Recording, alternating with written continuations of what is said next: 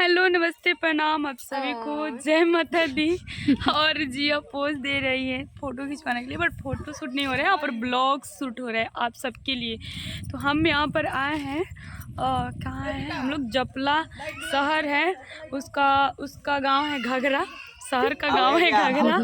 तो घाघरा में हम लोग आए हैं और काफ़ी अच्छा शूट करने लायक जो पहाड़ का एरिया है आप सबको दिख रहा है, कितना प्यारा लग रहा है। यहाँ पर देखिए, यहाँ पर शूट होगा और हम लोग गाड़ी से आए हैं यहाँ पर शूट करने के लिए।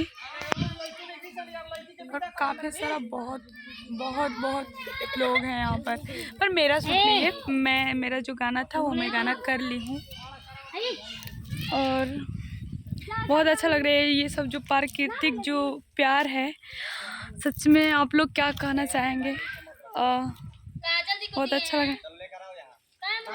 ले जाओ अपना मोबाइल, मेरा मोबाइल खुद ही मेरे से नहीं संभल रहा है ना। तो प्लीज़ आप लोग कमेंट करके बताइए कि मेरा ये ब्लॉग्स कैसा लगा, और ये ब्लॉग्स का तो बात ही छुट्टी, ये नज़ारा कैसा लगा और ये प्यारे प्यारे बच्चे कैसे लगे। क्या नाम है बताओ, क्या नाम है? मंजित कुमार।